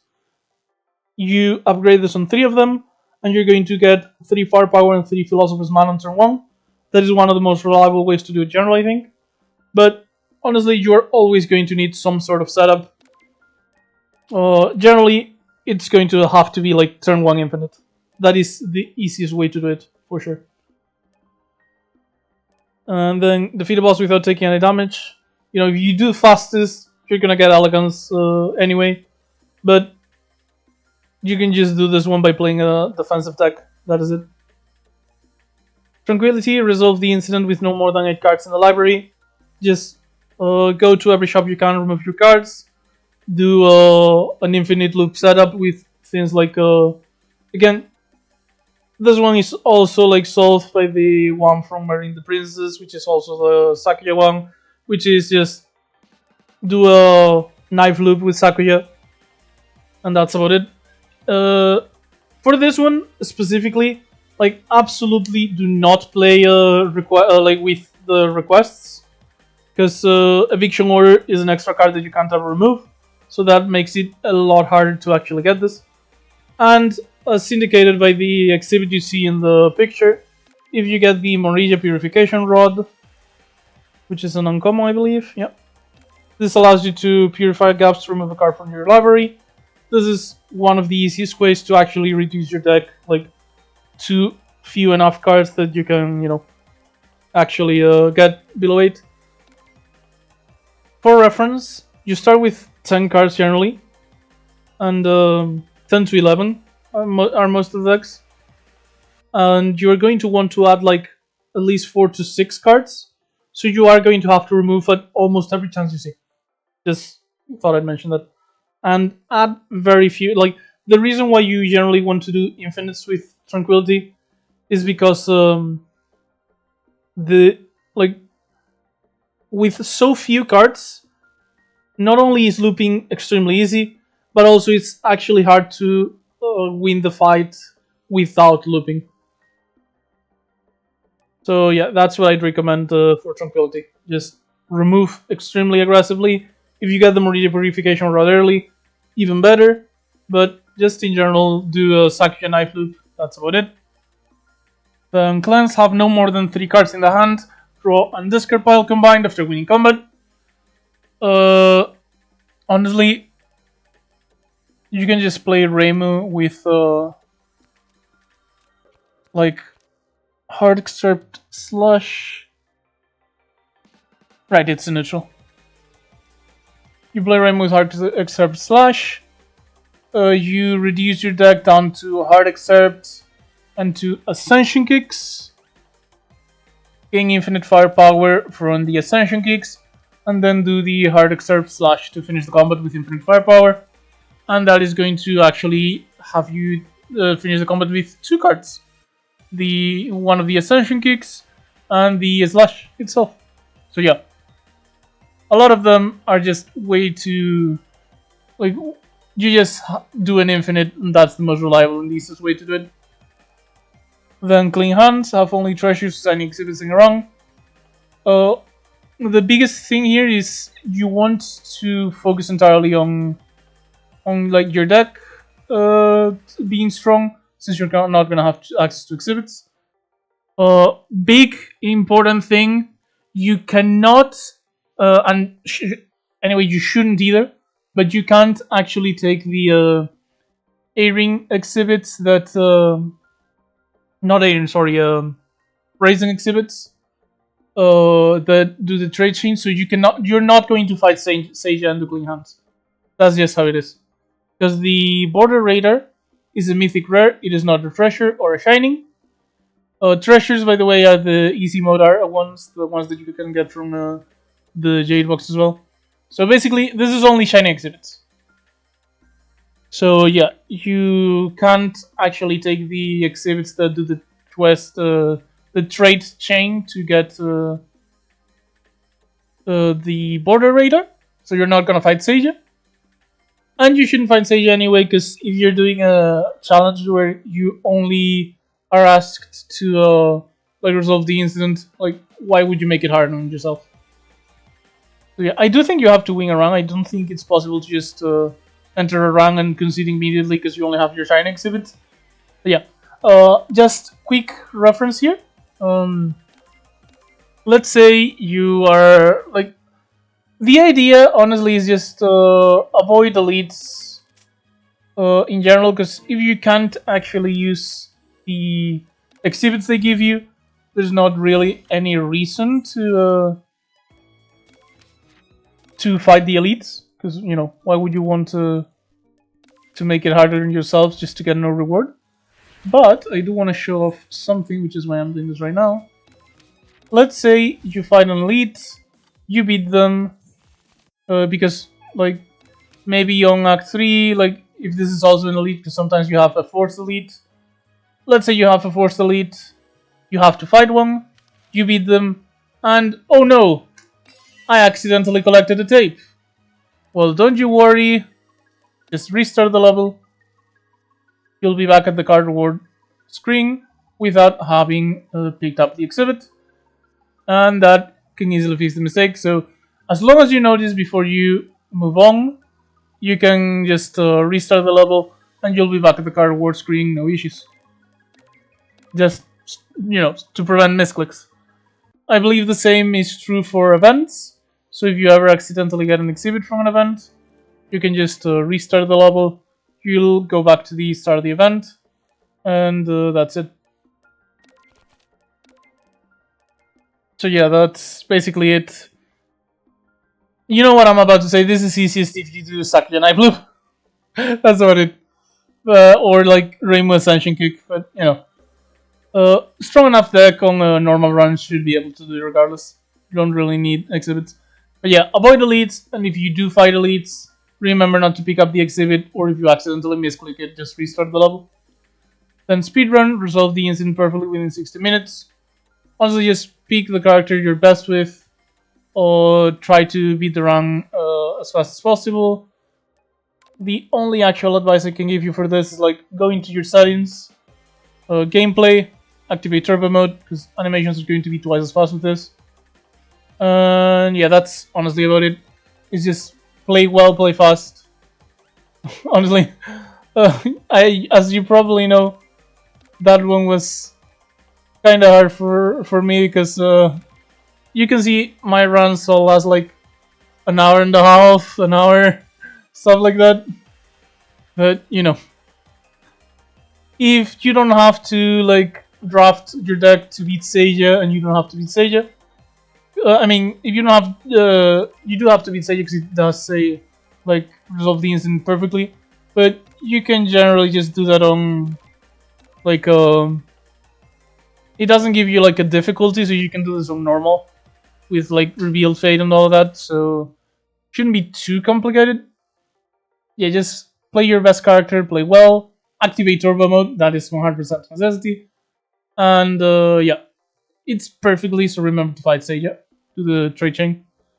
Quick reminder, first raising exhibit has to be the class from the outer world, then you swap them at Rinosuke, you swap the console Rinosuke gives you at the Sumireko event, and then on a gap you swap the cosmetic Sumireko gives you to Yukari for the Border Raider.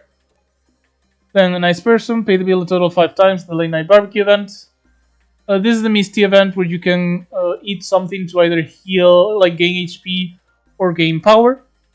Easiest way to do this is just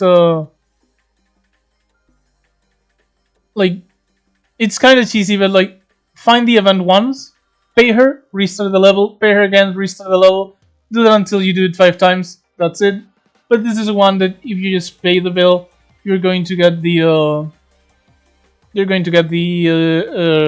achievement eventually, because it's not like a particularly hard one. It's just, you know, you're forced to lose like 30G playing optimally technically. But yeah, this is a pretty like easy event, easy achievement. You don't really have to cheese it. It's just you can if you want to. The insurance fraud gone wrong. Get defeated by Rumi's card in the night speeding event. This is also like an Act 1 event only. Easiest thing you can do, go into a run with like a character that has a lot of burst. Keep yours, like, go into the first fight. Let's actually do one of those. So like, let's say I go into a Cirno 8. And I want to get like the speeding event. What I do is okay, this is actually perfect. Soul Torch. I love when I'm just showing stuff off. It's not actually important, and I get an amazing thing anyway. But yeah, this is going to help us not die when we're low HP. So the idea is you want to go to events. Easiest, like fastest way to speedrun it. Go to a combat that has an event right after. If that's not the Rumi event, you can just restart. But the idea is you just play normally here, taking damage for free. Just let the enemy deal damage. Don't actually ever bother blocking or anything. You leave her on low enough HP that you can reliably like defeat her once you are actually low enough. Okay, so now she's on 2 HP. So we just turn until our HP goes down low enough to die to the Rumi event.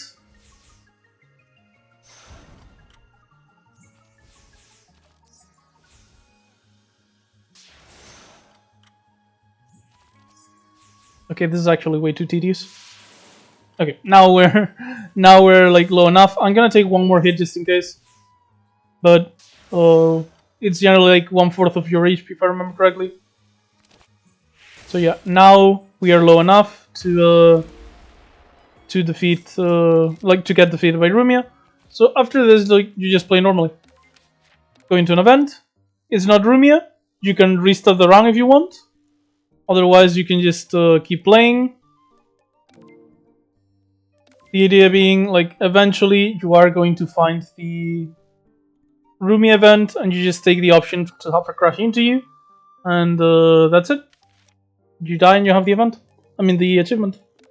So yeah, just do runs over and over like that.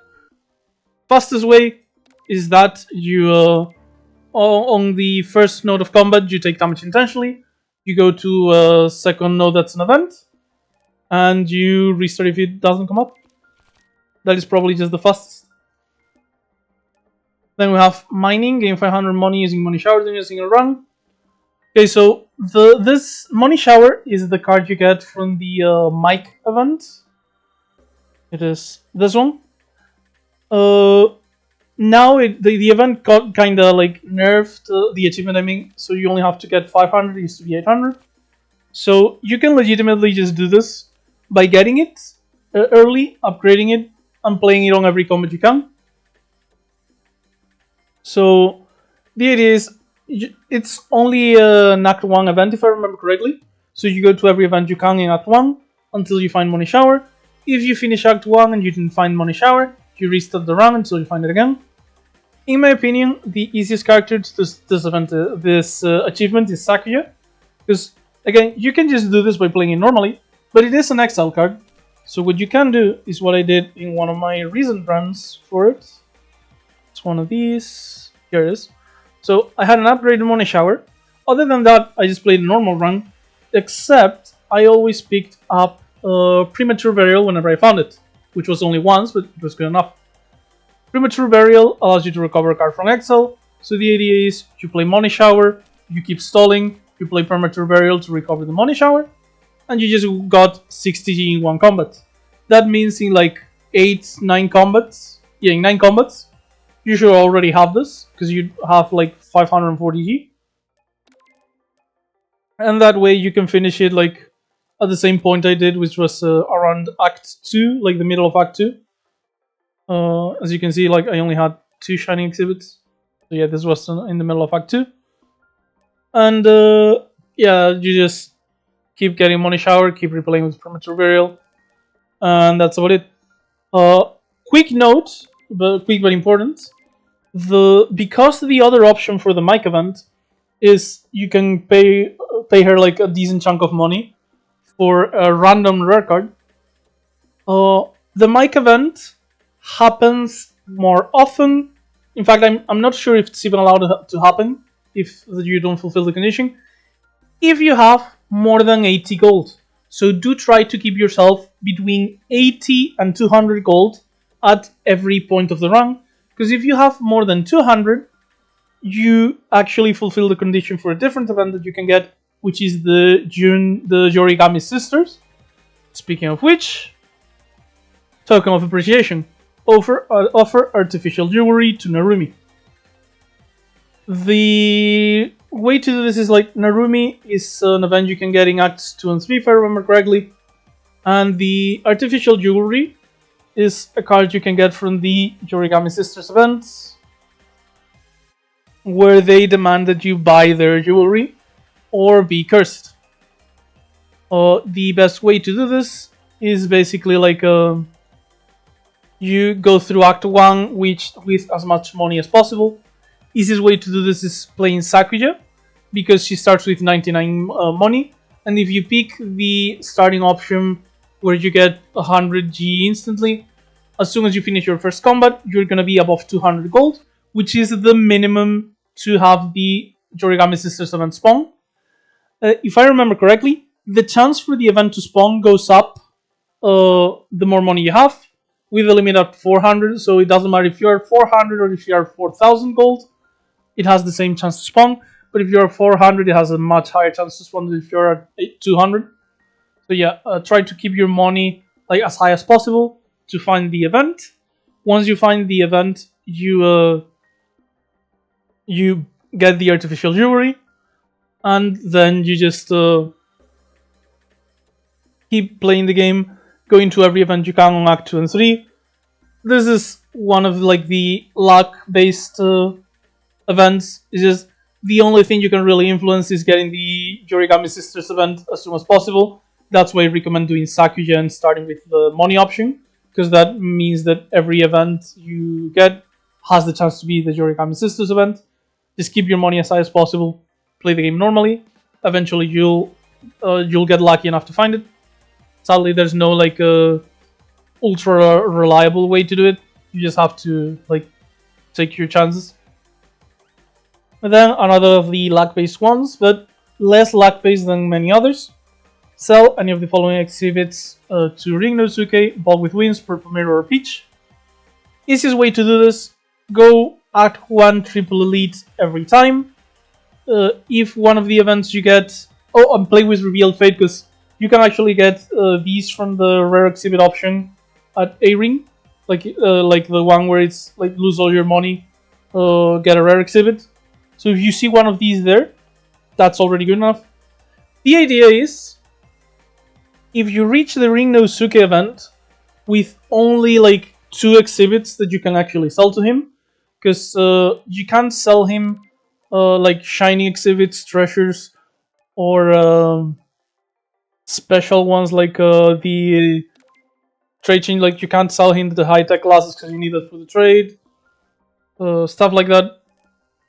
So yeah, if you have, like, let's say you have 4 exhibits, which is like the high-tech glasses, your starting shining, and the shining you got from the boss, and the 1 exhibit that you got like the Ball with Wings from an Elite Combat. So if you reach a Ring Nosuke with only that, you are guaranteed 100% to be able to sell it to him.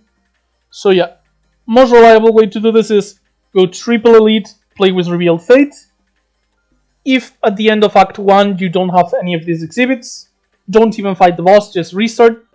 Or well, if you want to try and get lucky, you could fight the boss, maybe you find the Treasure Jade box, but like this one, where is it? Like you could find this, and one the 3 random exhibits could be the one of those. But I don't recommend it because it's like very low chance for a pretty like big waste of time. So yeah, Triple Elite. Don't pick up any exhibits after fighting the elites. But you can pick up 1 exhibit, because Ring Nosuke always gives you 2 options. So if you only pick up 1 exhibit, be it at Racing or the elites, you can have the other option be like the Ball with Wings, Purple Mirror, Peach. And yeah, that's basically it. Just keep doing runs that go until like Act 1 boss, facing every elite you can. If you find the Ball with Wings, Purple Mirror, Peach, you go to Act 2, sell it to Ring Nosuke. If you don't, you just like restart the run. And finally, for Jam, find any of the following exhibits from the Land of the Back Door: Cookie, Peach, Apple, or Grape. I think there's only like 2 things that actually help with this. First, you can go to shops, because if I remember correctly, the Peach, like, actually you can ignore shops, sorry, because the Cookie is shop only exhibit, if I remember correctly. Yeah, Cookie is a shop only exhibit. So if you avoid shops, like, you won't find the Cookie ever. So it's like a guarantee that you get to the backdoor event. So the backdoor event, for reference, is the one where you get the Okina's mates that tell you like you can either take the leaf option, sacrificing some HP, or you can sack some HP for random rewards, like gain maximum life, gain exhibit, gain tools, gain money, etc. And the other thing you can do, and I know this basically by like playing this event way too much, is give me a second.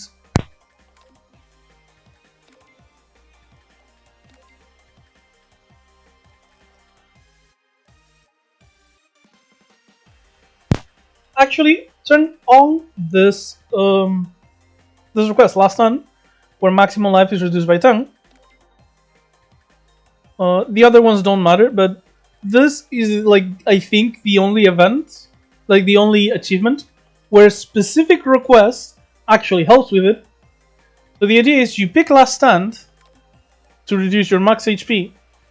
You can also ideally do like if you find the ultramarine orb elixir, get yourself killed before Act 3, so the elixir triggers, and your life maximum HP is reduced to half. And you can take the Shin Miyomaru event that sacrifices some of your maximum HP in order to get transform 3 of your starting cards into random common cards. The idea is the jump event is basically gives you 3 options every time on top of the 4th option, which is just leave the event. And the damage you take is based on your max HP. So if you're low enough on maximum HP, what you can do is pick the gain 4 maximum life option, and if your HP is low, like if your life is low enough, it's going to be like lose 4 HP to gain 4 maximum life. Except gaining maximum life, in case you didn't know, also gives you that life. So if you're at like 40 out of 40 HP, and the game says, okay, you lose 4 HP, but you gain 4 max life. What the game does is actually like you go to 36 out of 40 because you lose 4 HP, and then you go to 40 out of 44 because gaining max life gives you the same amount of like actual life. So if you go into the event with very, very low life, very low max life, since you can never get the same option twice in a row, the optimal way to do things, assuming you're actually lucky enough to do this, is you pick get a random exhibit for double the life, then you get 4 life in exchange for some of your max life, and in exchange for some of your life. Then you pick the exhibit again, then max life again, and over. Assuming you always have those 2 options are the only ones you actually want to pick, because those are the only ones that you actually get you closer to getting this. Other than that, honestly, it's a luck-based achievement.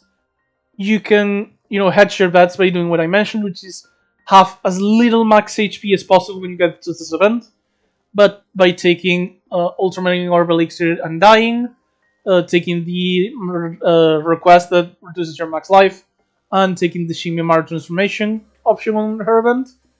But honestly, it's just get to this event with as much HP as you can and as little maximum HP as you can, and sacrifice your life aggressively in order to both get maximum life and get random exhibits. Eventually you'll get it, but it's luck based sadly, so good luck with that.